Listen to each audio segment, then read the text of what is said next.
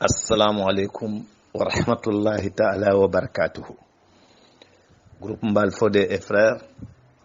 kana kal konton kal jeyi kal tento émission la unketa at-tambihu dina émission la mu ka la kunindiro ke dino kunya dolla président mba konton na groupe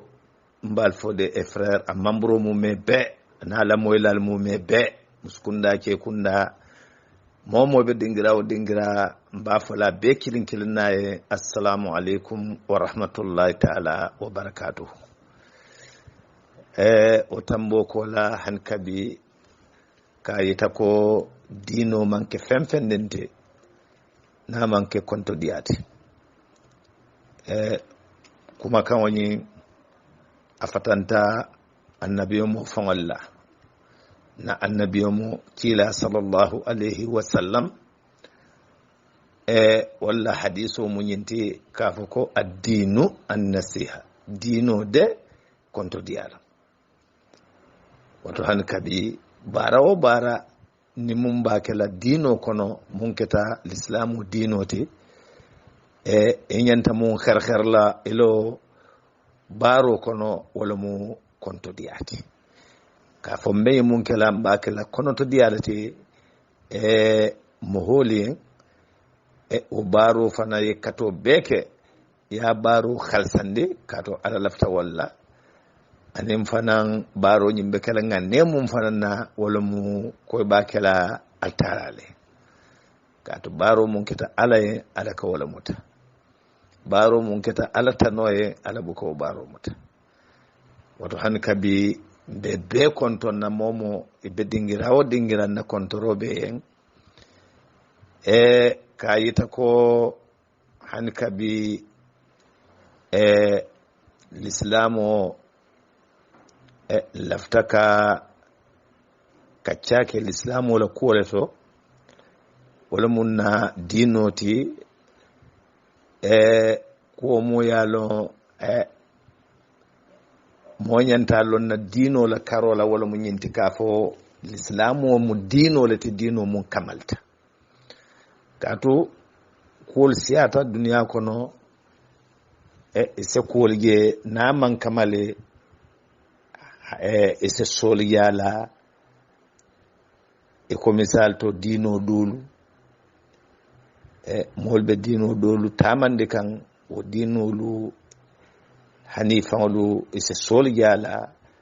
l'islamu mo soto kila sallallahu alaihi wasallam kabirin alaya kilati ay sindiro ke ale alqur'anu diyama ko bebe wala kono alqur'anul karim haza bayanun linnas iko ala foya alankene manyame ala kayita kafo alqur'ano nyinde kankularo be keta telekono ko be kankulata telto kankularo dum fata dula wala mo pour be samoye ka kumo fo kana nukun momo natra misilmol muite ibe barla dino la isa lon kafu ko l'islam wala mu kuwati mu ya lon atala mu dino ti dino mu kamalta hanka bi baadin wulu altala la dalo ni ala fon kafu dame al yawma akmaltu lakum dinukum o yayi takafu ko na ne fon balale alay luwoyita kata amman kuma sangola amman kuma karola amman kuma lokungola akuma ta lungolela ka yita ko bi lumunto kila sallallahu alaihi wasallam ngaki alkan ka dino mu ka ayita Allah wala mul islamu te wato bi wal islamu fel abata kamal wato alala daro mo te ka yita ko l'islamu mu dino le te dino mu yalon akamalta alo kamalo o do mu nyinti kuwol ba kono mun ya lon e wolumu feetol leti feeto ben nayin dinol kono le o feeto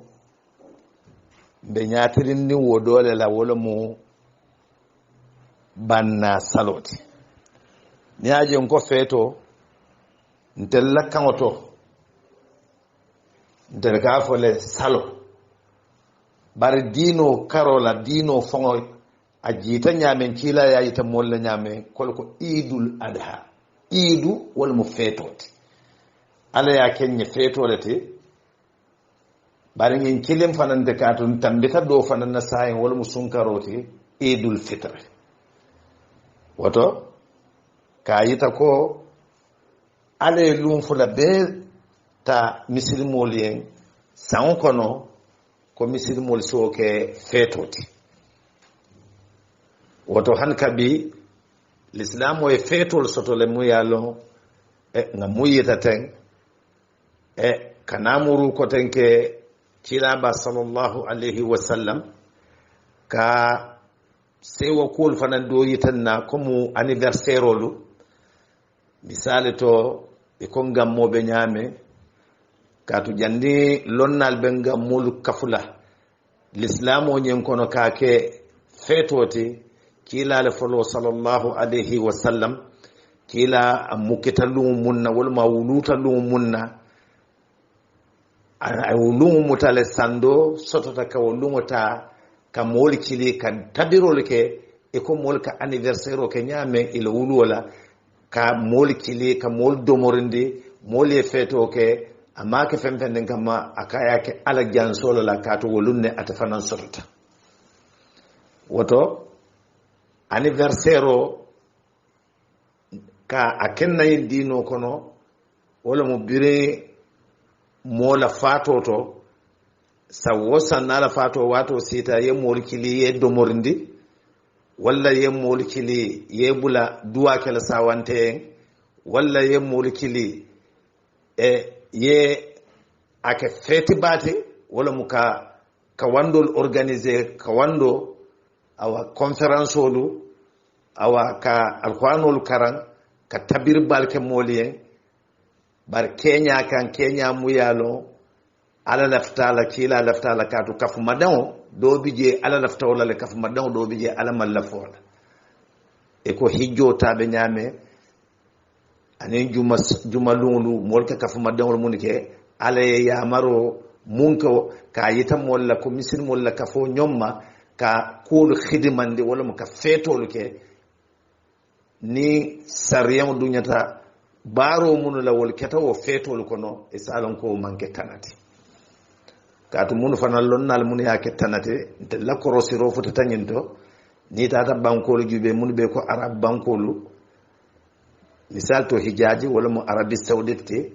ise yinge sawosan ila bankola independence o solta sam lumun nanin karo mun nan no sita wa ado be lori wo lumu fa mo te do ko kala banko kan aman sakel na ruwal ni mo be isake feti bate kato wolunne banko nyi ya fansoto banko keta banku dingul fongo tati woto anniversaire o mol bol mun kala dino silola ni moya silola wol kilim manke kuti mu yalum kasilo moti kato bele kaki ni ko mawludo be kala mune kammala ko kila wuluta lumunna na lumusita yewo ke anniversaire o te ko ke fanta ke nyame walla banko la independence o mol ko ke nyame nyim banko kilim man soto mum bukala independence o lumo ke fetoti woto wo yayi takafo dino nyim fetol ba konole fetol mun yalo alale o dole décréter wala mu wol fatanta alalle ko banna salo nin sungar salo fetolu ba kono le e ko mawlido ni ziyaral be nyame e ko kila sallallahu alaihi wasallam fa ne o décréter nyame donc woto kabire bankol sotota mun yalon ila khairo ko ni sita sawosan e ke fetol ke e ka sewala isalon ka fa niaje misir mo bo baro kala ala dino le sonta ala nala dino man son ala atakela woto nga fo ñaamen doron wala mu ñinti l'islamu mu dina kamalirengolete dino mum kamalta fente kafulanoje fente bolanoje fente kafulanoje fente bolanoje kila sallallahu alaihi wasallam ya yitanna ñaame wala mu ñinti kafu ko ala yaki hadama dungul kan ale ayamar munna bire ayol to anata fa wala hadisol to misilmol fanam bebe bulala ñi ala nala kila sallallahu alaihi wasallam wala duñolek kila e anniversaire o kele aqqa anhu kila fa sallallahu alaihi wasallam aya fan kullile kila e o kele wommuneti wala mo amegende mo akebari mo ay lungu muta a wuluta lungu munna ay mol invité ka tabirolu ke moli tabiro fango nyinta ka domu mun sabula akaya ke ala jansole kamma ka ala tentu ala lati soto ni lungola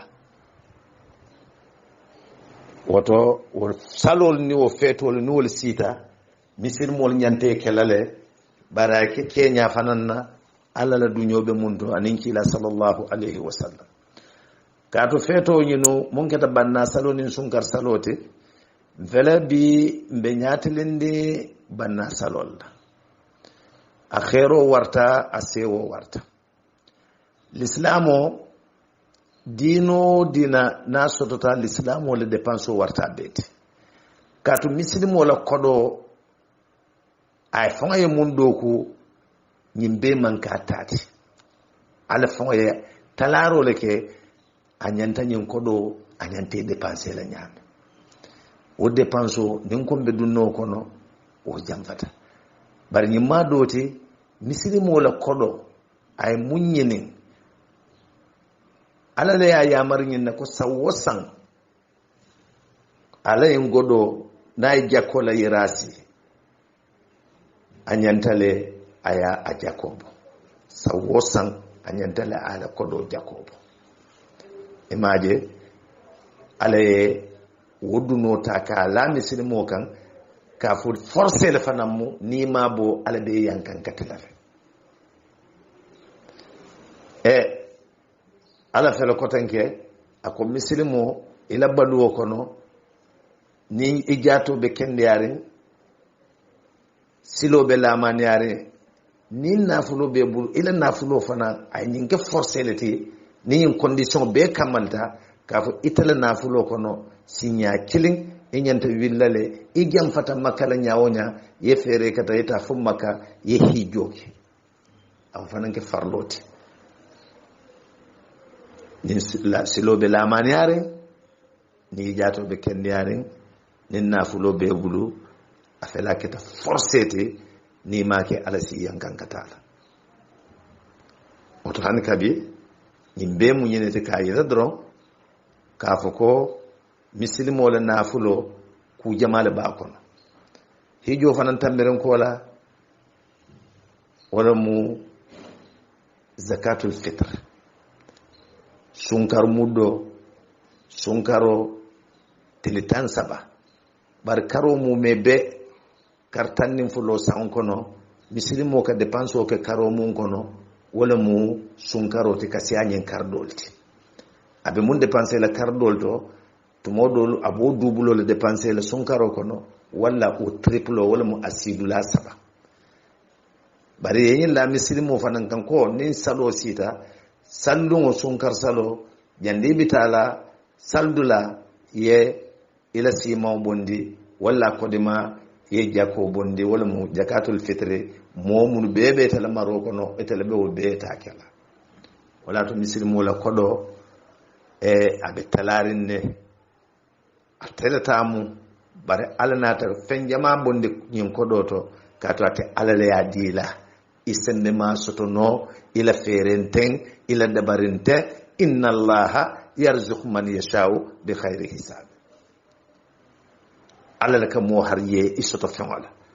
andunga sadi no mo façon bela asadi misilmela asadi misilme tanala asadi horola asadi horotanala asadi musula asadi kela asadi kebala asadi dinninna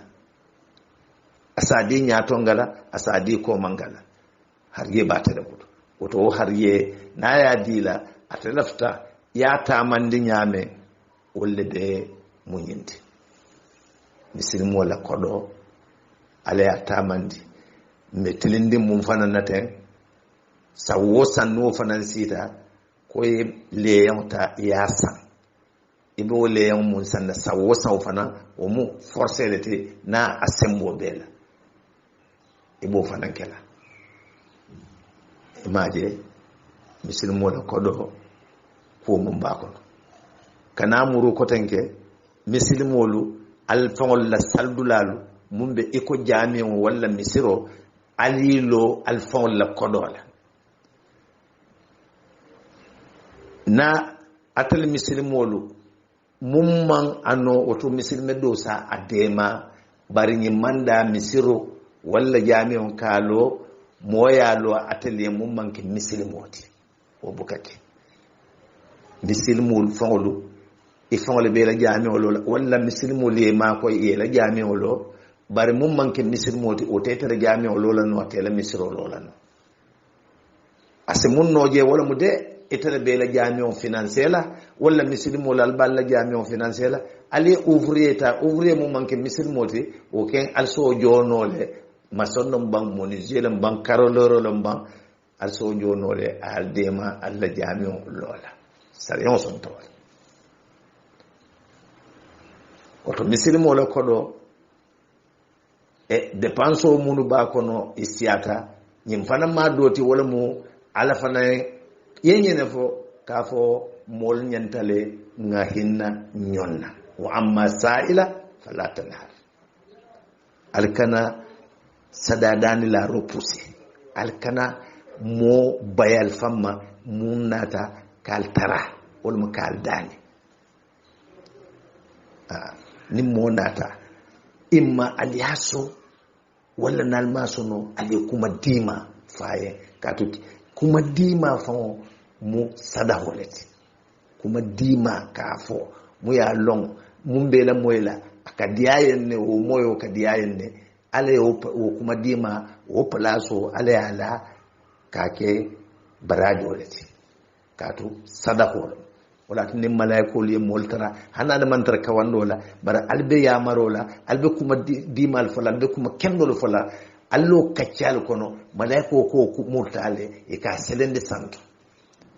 ya selende santo malaikol mun bije isi ulla moyala itel se wata nyame wol fana se wala o nyama e isaje wo malaikol be duwa kala atallo kacca kendo ali o munke isi duwa kali wo malaikol fana wole se wonin duwa munke altala fana yo moyle isaje adiyata ala fana woto soro nyimbe manke na fulo dronti soro kuma dima fana abe soro le kono na fulo kete yen sadati nyame kuma dima ka ke sadati wo nyamal wala atu ala ko alqur'ano kono wa amma sa'ila fala tanhar alkana momun natal tara wala mu anata hajilla alkam walla nata conseil ni nal bulo walla nata ni kala dino kunyalla walla alkana repousser golen tungulo munyenti fenta bulo walla ni abe problème wala kono nyimbe momu ya labe nyaga kono soroto conseil la walla niyobe kuyare bare ni godo diama e fendiama asani wala bar ni e kuma dima fanamfo nin godo te bulo abe kini sawaw wala to misilmo misilmiya ay ku jamal demande bar misilmo la nafulo ala economio ala nata be la misilmo nyanda kele nyame ala finance o fana nyanda kele nyame o bebetani ala commerce o fana nyanda kele nyame ka to commerce o fele ntel ko do bije mum manki misilmo ti wo so kenole bar ete yete interdit ala e ko comme nin jumo sita juma sallu na wato sita wadano folota ye wadan folo monke fo jannin jumobe banna isalon commerce o fele ete o be interdit ala ete commerce o mo alquran kulu barati nin juma salo sita wadano ye alkili alala butikol soro o wato c'est interdit ka commerce ke aliyeta aliyalla salo ke salamu alaikum dame alimudu aliyalla commerce continue imaje muslimi abalanta nyinna ye ribaki imaje riba l'islamu kono imaje commerce la karola balante wala yo firi jawo fana wala mo ni transaction ni tractation lu kawol fana ke financial kono l'islamu fana balanta wala l'islamu balanta nyim fana na ila banque compte banko mum bebulu e ka intérêt lu e ka munidi e ka wolta e ka lebul wala e kodo do placer je kodo mu yalon e ba jidi ndile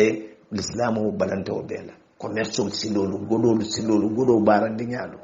donc ni ajube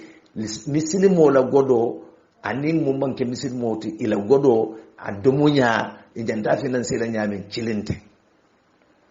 tatu misilimo ta presque alaya be kenya faine ata fa mum bebe tulabulu anyanta wol kala nyame anyanta futula nyame fu musunani awa anyanta lu kandol soto la nyame kata dunia baloni c'est pas triste e bum kandol lo fa wol yen ibita lola molem folo e fa wala bor fa wala bir wototo bam foku ko tento ba ila environnement ila famille be occuper mon kala wala wi bebe dino kono ibe financier la ila famille kana konko ila famille kana feto ila famille tra bum kandol kono entretien kendo kono kato wala mo priorité l'islam ko fo yo be financier folo gandi bita dunna ko dol ima l'islam wala financement ji l'islam wala son tanyim bela ila kodo mum mebe parce que abe nyanta tamala nyame nyanta be tamande law nyamale parce que nya tamandi ala le afo nyama kila le afo nyama isaje itala kodo fo jato asina fa anafa muneti ni yin condition beke ale yamar mum bela la nafuloto ya beke ale fatande mum bela ila nafulu nyino to la commerce to ya be dabula ite lo be balu beke yiko beta man di fatalu mun na mo man na dal sigi koma mo man fenge ikoma bari ala la farlo lu jakko lu yol beke la muddoli ko be dile le yawle be sa wosa bol beke la hijjo fone tata ibe lola ko bela ite faru dal se manjeta kunna anen misilmo moye ni be rejeté ay banta jaka bolati sada bolati le yam falati ko kelati tada hijola atala na fulu aba abe fala lumuna na fulu bato isaran ko alqiyama lum sini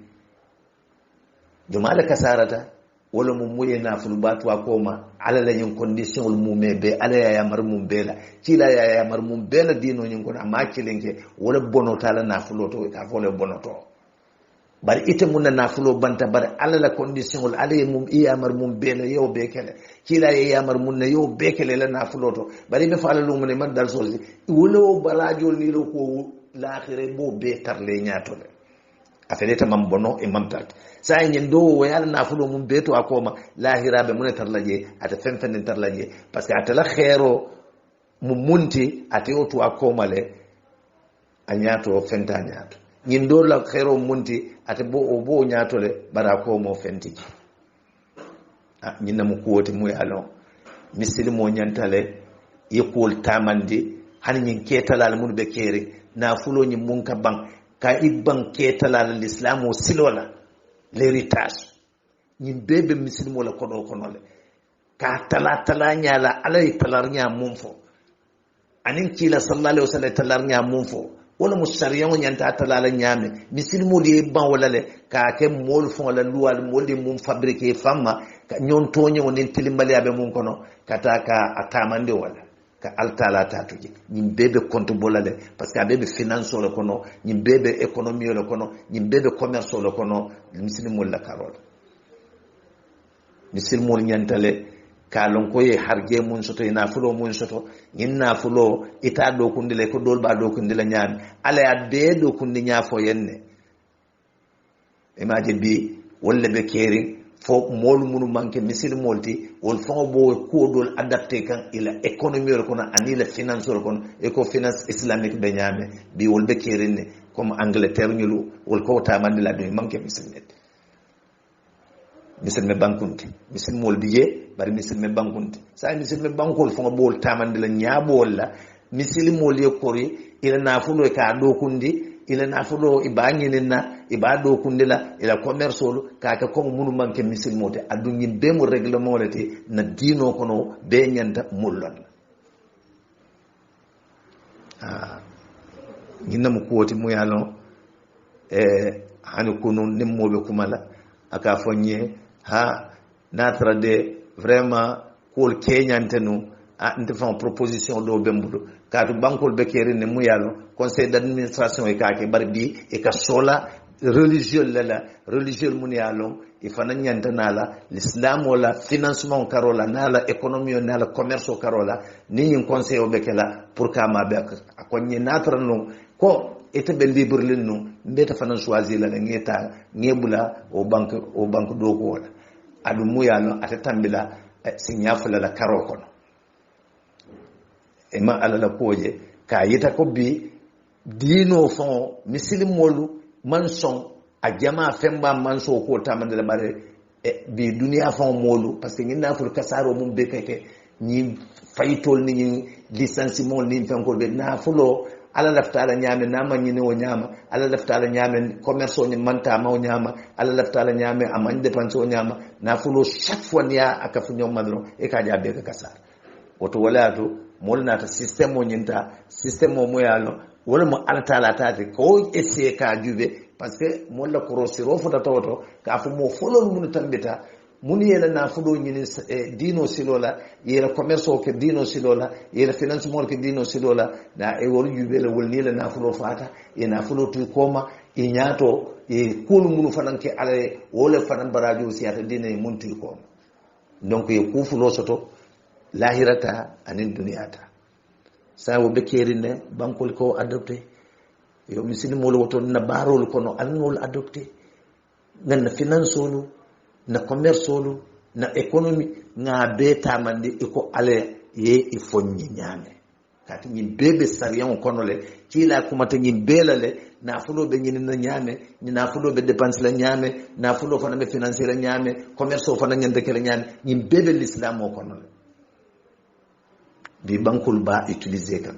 be mol ñenen kan nimune londo soto karola ici ta pour ñimbe e conseil ni idel nin kol soto ol be kere ñimbe ka yita ko misilmo kanamira kala kodo adiata e nyama bakele o nyamale dino mansungala ala mansungala kila mansungala e ka fole itlaful mal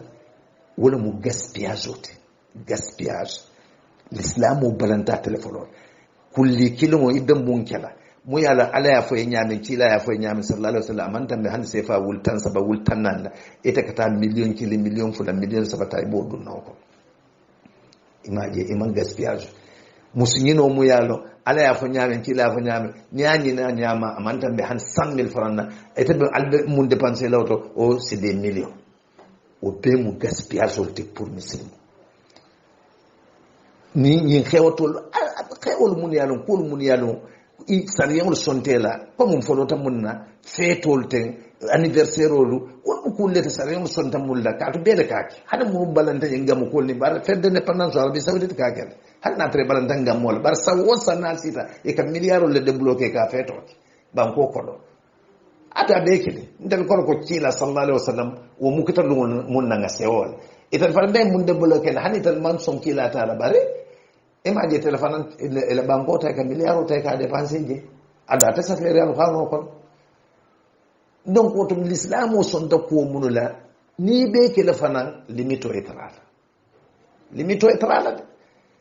itlaful mal gaspillage kana fulo ka dun kuto na fate munna l'islam o balantala la khere ben ni misalala parce que ni kundin ete giruta munna la khere ka tar wolum ku bati ku kendo mu yalon kunne wolum ni ifotata lahira isatara wo ku barate te junubu ko fana ijuruta munna wo mu junubu ko dete ite giruta wala lahira ni tata satara wo ku barate ala ka fa aketan khira kunni wati ake mo fon konte yata tar lahira jar fa ita fon la kunna diya molati alun duniya ta mo ke ku fonti walla duniya jan ite junubu ko do ke o mu junubu kundinde de ite juto tola lahira ita kunna ku ya so tola jar fa mu ku balati altala alka ko fadinten auto générosité de maro ma koyro ata dindinginna kafo ko nte de nte yin kala kata yin mansiya hani asiyata ban adoyata ban ku kendo ni ba kala ake kato alafon alquran ko anata nyineti ako hani labaro ketale ko jaaje keso wala fen mu yala kala doyata hani ban ko keso nyim pamote hani labaro bara kendo yewle ka algiyama o baro e botarle nyaato ada sinata anu ni ajawma fanan ke botarle na nyaato la algiyama ada si to rafana woto misilmol itlaful mal gaspillage abe kerim bi dingira belo mu afriki jam famo siata bet Cheikh Mohammed Fodé kitab mu mela wala fi alman ne man khabar kala Cheikh Mohammed Fodé mba jeyla ka tentu ka duwa mu yalo kila sallallahu alaihi wasallam le moli ya marala nin kila ko waladu salihu arabu kan to waladu manke kono to dingu dronti hani bemba hake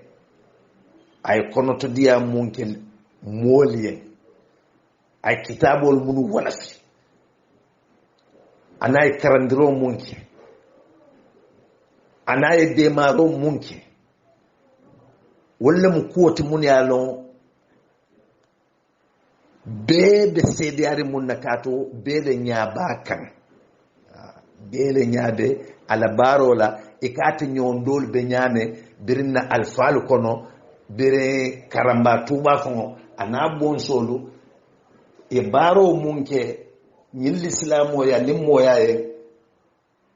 das balanno ala le bar sonno meta balanno ala kato ku soto do wala ko mun soto ta wota kala no ko mun man soto de tambilano fo me bani mani nga jayi ala baro la nga tento ala baro la ay baro mun lawile hada madingul la nafaye baro mu yalo ate kuonde barake ta hada madingul la nafati wala mu karamo ba ay ko mu instauré l'islamo ni mu kono ay baro munke ana bon soli baro munke biru wala fero nin karandiroto mu yalo bi mo manke kuti mo safe be mun démontrer la ka ko bayit la mol kato ak cetal hani da balanta no wala bar sonno ne kilinte balana no wala kato dale ka bala bar sonde me obuka bala ala fon da ala la da no mo sonde ne ne man bala no doto bar da o se bala no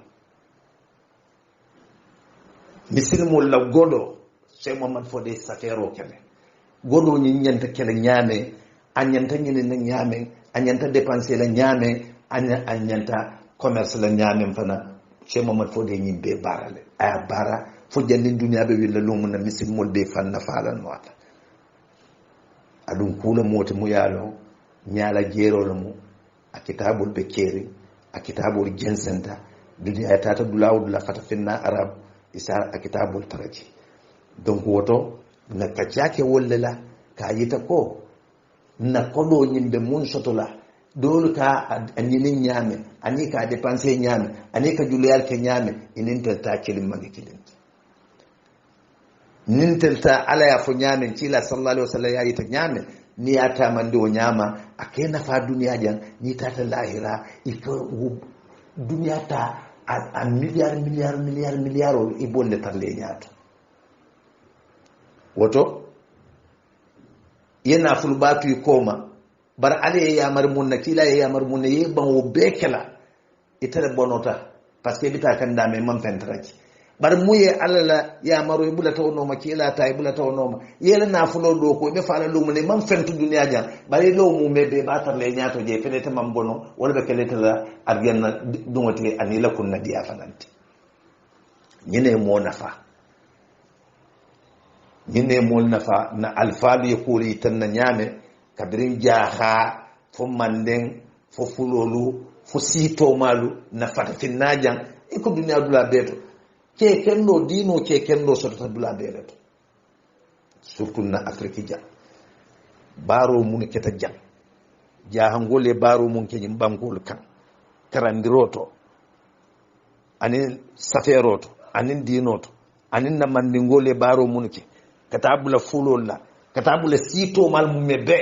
wallahi ke jayi ke tentu émission ñento émission mu yalo malo wil koko kama foka ken nasihatote alabbe harje mundi la naw harje nyanta a dépenser la ñame ani nyanta a domu la ñame ani nyanta ñomma ko la ñame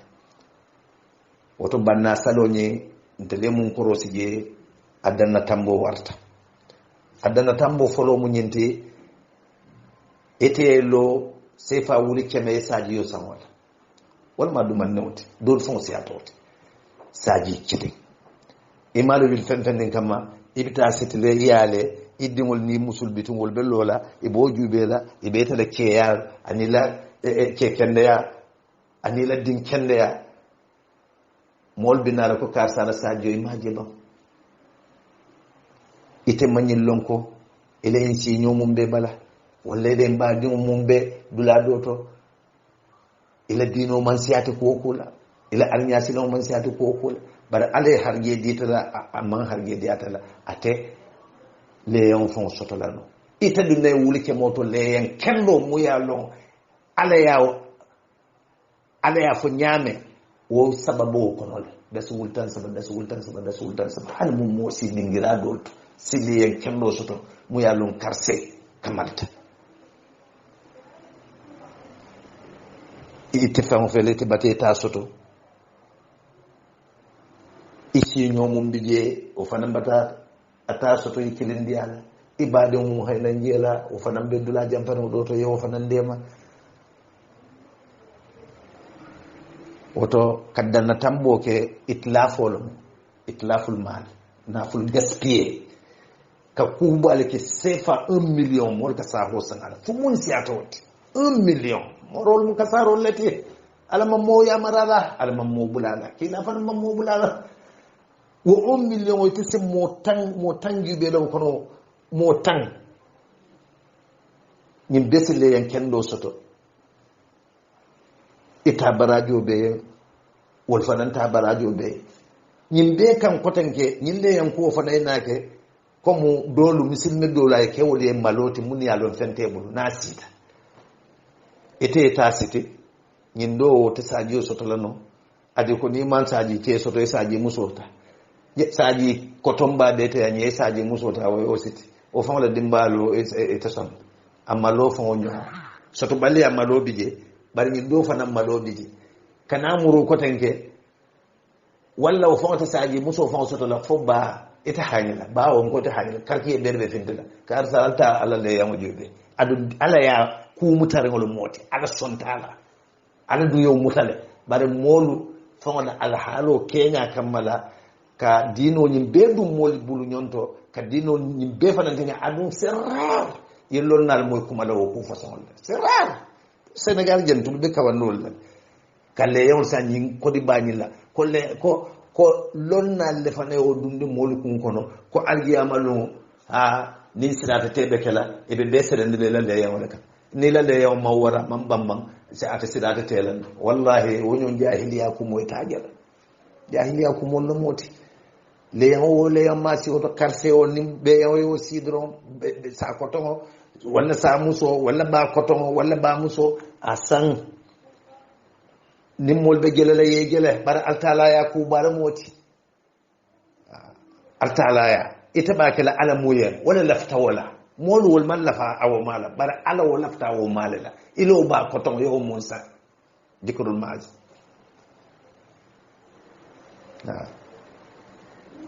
wanda kundinta de zakarul maaz wanda kundinta woto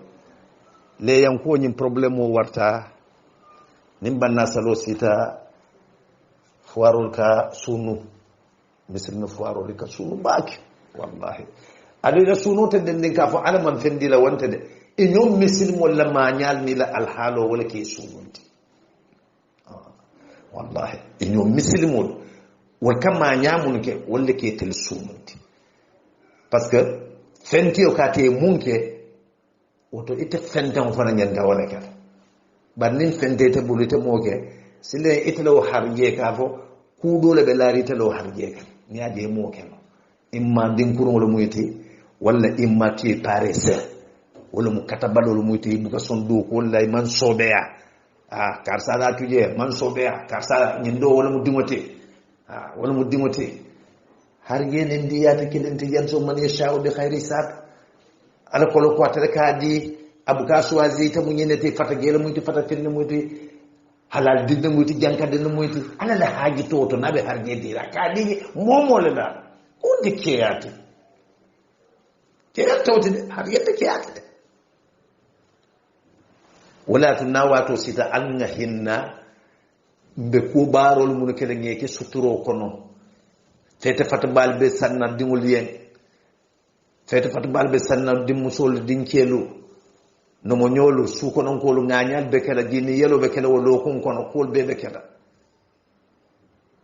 nyindo mum be bala hande moro fo to al yatimul dinnewul fele ni nyon dinnewul je saldun no sita parewato sita e babal tabaluri walla baba ni nan be tabaluri e be kar folo kono be munu fanam bul moyante e lawdi nul ina mun ka boy ni ka wili e nyabolla sidifani kennolu samati betolu ko mol manki ko na ketel ko beetel manki ni aje birin dindiya wato to soko mosi soko soto birin no dinni nyim fawte nyim fahamala no mun yatu mun nyinno wanda hanna tradiyati mun te bar nyin do mo en tata atala moli nyin do mo en bo la moli ni wo sal girmol sita nyin be ko be kala nyin do be sirin ko ko manke no dinno mu ka comprendre wala to nga nyonde ma nin salol sita générosité ka hinna nyonna ka balfa nyonna barajo lo mo algiyama mo ko balete mo ko balete e bo fentawol mun de mala e image ko ni leyon isaje ma sanno yata la misil molte man ni la soto yasi na ma sifana e ko ni yafa amanda fa mo yefen gagaje e be mundu mala bonni toni mumbe be tala molte ma bar wolu wo fentawol mun fana yalon ite ta yela kude na ta wala mo yetan ta mun dilal do fanan na ta way do dial do fanan na ta way do dial fo ta kude sabanani si imaji sarewo son tanyen na tra mano fa ta bulata be mun tabila ay subodo ta ko na ita ya wafi na ya wafi ko do ta ita mano sanal dan ko ndura xaran se do moro ken ñim bebe l'islamu molka salkolu sungolu jakolu bar kul fanan bi gele mun ya long wol manke complément de bari wol mu ku ballete mun fana ya lo ne be la baro ko no e betiata et puis asene silimolu hani ngi nyonna ni misimul ka hinna nyonna solidarité be tema e ka nyon kuliye ka nyon bunya e ka hinna nyonna ka balfa nyonna nim feto be keri e ka kato ke fawala ko la nyame e ka kato ke nin fentando mu ya de signolo wala ibadi wala mu e ka kato fanan ka wala ko la nyamale pour afanan le minimum sallu no sita fanan kana tra hataji mol kono wala mu amiro esia ala musul lamiro esia id adu lamiro esia adon albede de no arkiyon ibdu tadasi 20 euro mun na wo 20 euro mol be keri na niyo ki woliye wala sefa da su wulfula yewta e afriki jam wala dunya dula yow di fenta wala ha o mu jusulale to way ala nyaabala kila nyaabala mo ken dol be an ha kar sade fenta bol de bana fana salo dia kan fana nga chamoy la yaade fana sewata fa tabil di ma ga na la mo hanna tara wo tabiro afon la tato na la soto ma soto no bari moliya ma ko yo monge ala lafta ngena la ala ma bal ngin kamala ko ala malla faala ala may to fanan taadi la ngin kamala ko ala lafta la ala la baro masalan ta ala la baro masalan ta ay mum bale amanke ngin ko la ko man di ay ayadita mum fanan man ngin ka ila ko di ala ala la baro nyaalo moti woto ni ye alla la baara ñaa comprendre feere kata ye kuwol tamandi eko alla laftala ñaami domaine olo muñinti mun dinonta bare haajol ni alhaalol kammala si danno janne ka yita doron ko nga hinna ñonna nga bale fa ñonna alla lafta walla alla lafta munna misilmo ko wala ke kiila lafta munna sallallahu alaihi wasallam misilmo ko wala baadi ngol ka be konton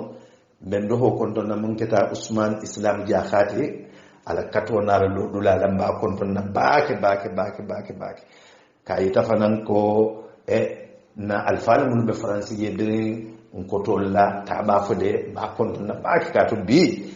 karamari bunto atalamu din kunda be kebati taba fode o place o ale o diatella o makamo ale o diatella ba konton na kadwa fana laaje fo ala mun same nyaato fo ala mun sitel fana me anom adu hoto malu be bin ta salimu parije ta salimu ba konton na baake kadwa en jata kende yalla nen sima yalla ala dinnim fana ba konton na wala ma day marsas ba konton na ala marsasu ko dade bije ñin be do mu ko tolti do mu fandinti ala marsasu wala mun na en fa ba banyata ala jitim ba konton na ba jeylan ba tentula alodulala ani ado solo ani fansu nyodum be konton na be jeyla Usman ni seti nyodum be konton ala jaabi do ala marsasu wala mo mamati ala kemo gasama adinke alaji o fanan bije ba konton na ba dimba konton na ba bari musul be konton na nana molum be pari jembe be konton na momo be dingira Afrique jam fanan taslima ba marsasu bu dom dingira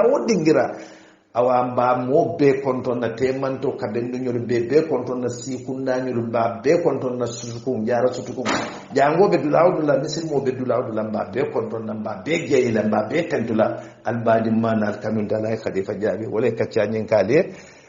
groupe to mun keta groupe mbal fodeti mba fala assalamu alaikum wa rahmatullahi ta'ala wa barakatuh